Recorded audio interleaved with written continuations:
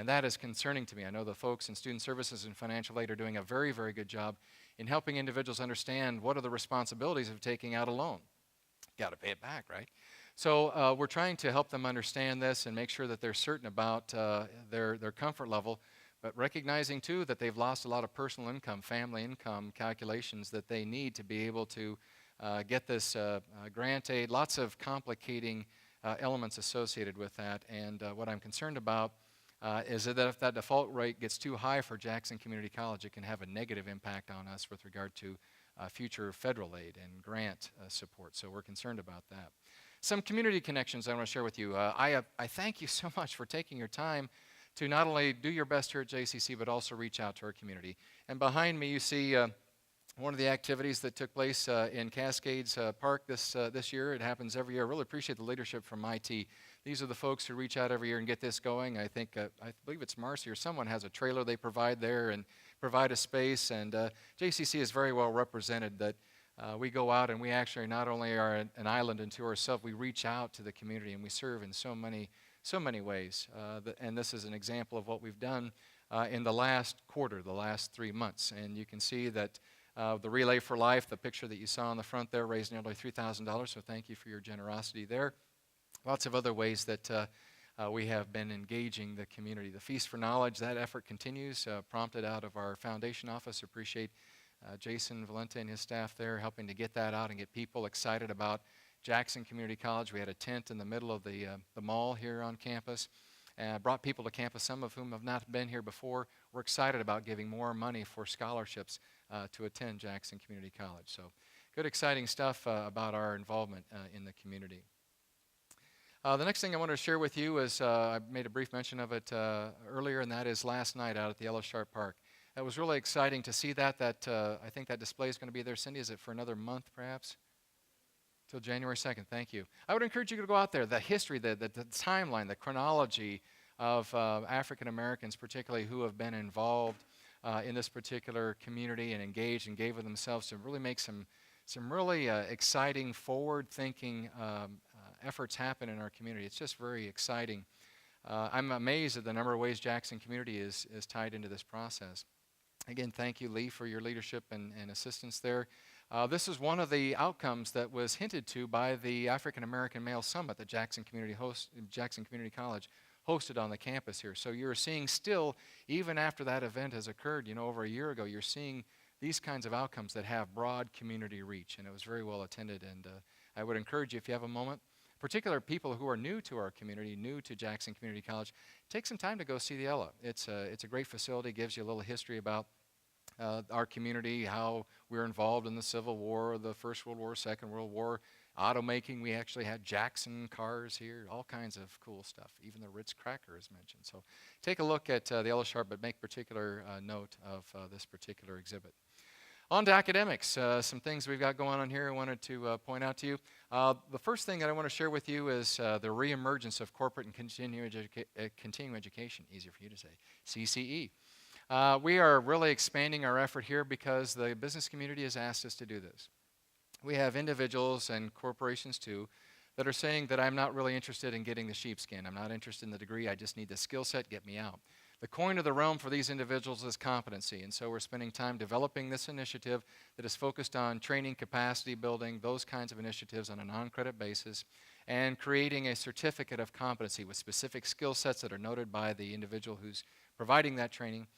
We also are coordinating our efforts related to the continuing education portion of that from the standpoint of offering non-credit courses to anybody who wants to come. Courses, again, non-credit, focused on career enhancement areas that we will not be teaching you how to walk or how to curl your dog's hair or tie flies or all that other avocational stuff. We are going to be talking about life and career enhancing opportunities in a non-credit fashion. We'll be coalescing all of the non-credit activities of our college through the Corporate and Continuing Education Office. And when we're done with the construction, which I'll talk about in a moment, this will actually be based in the southern portion of the east wing of Whiting Hall. Also wanted to talk with you about swine flu. There's been a lot of conversation about this. We do have a plan. I'll let you take a look at that right here. A lot of conversation about that. We are going to be sending out notices to all of our students. We are sending out notices to all of our employees on our campus and throughout the area, all of our part-time faculty as well. We are reaching out and letting everyone know. But common sense is the basic answer here. If you are sick, don't come to work. If you're in the classroom and you have a student there who is coughing and sneezing and wheezing, excuse them, send them home. That is our right to be able to do that. We want to be able to maintain control. I really appreciate the nursing department, Peggy and all the fine faculty in the nursing department in arranging for inoculation on campus. And we're going to have that coming up here shortly. You're going to get more information about that. Also around maybe the end of October somewhere, the H1N1 virus will be out there. We'll be taking a look at whether it makes sense for us to have those inoculations here as well. So we'll be making that available for our employees for you to pursue that if you're interested in doing so. We're also contemplating maybe we make that a priority for certain groups of students. For example, all of our resident students. It might make sense for us to take responsibility and provide that inoculation for those individuals because they're in such close proximity. Maybe there are other groups as well. We're still kind of exploring that, but I do want to share with you that we'll be providing information. The plan is available out there. And if we do have a suspected case or confirmed case, I know that our cleaning team members will be right on the spot and kind of sanitize a room or a space where we believe there's a suspected case, even up in the residence hall. So we are on top of this. It's part of our overall safety and security plan. And want to let you know that we will be monitoring that. Pay close attention to your computers and emails and communication. We have, appreciate Tom's leadership on this. He's worked with the folks in our facilities department. We're going to have more and more of those sanitizing stations, these little pedestal things that you put your hand in automatically. It puts out the sanitizer. All the soap dispensers in all bathrooms at all instructional sites have the antibacterial soap in them. Kleenexes will be in every bathroom throughout the entire service area. So just practice good, safe hygiene on a regular basis. Encourage that of your students as well. And encourage them to stay home if they're ill. And I encourage the same of you as well. There's no honor lost in saying, I am ill, I need to stay home. And what's better, we don't want you infecting your colleagues. That would be a good thing. So please exercise caution, stay at home if you are sick, okay? And you'll be getting more information about this as we go. I promised you some more updates about the construction. You got my first news update about construction. Let me give you some other updates here for you. Lots of little things going on I want to mention. If you've not been down to the cafeteria, I encourage you to do so. Large numbers of students, probably the largest I've seen in the 9 years I've been here, of students participating and eating down in the dining area. It is exciting. Stop down and have lunch with students. It's an exciting time. It's a great environment. Tiggs Catering is the firm that we work with to be able to come aboard, and very excited about having them here.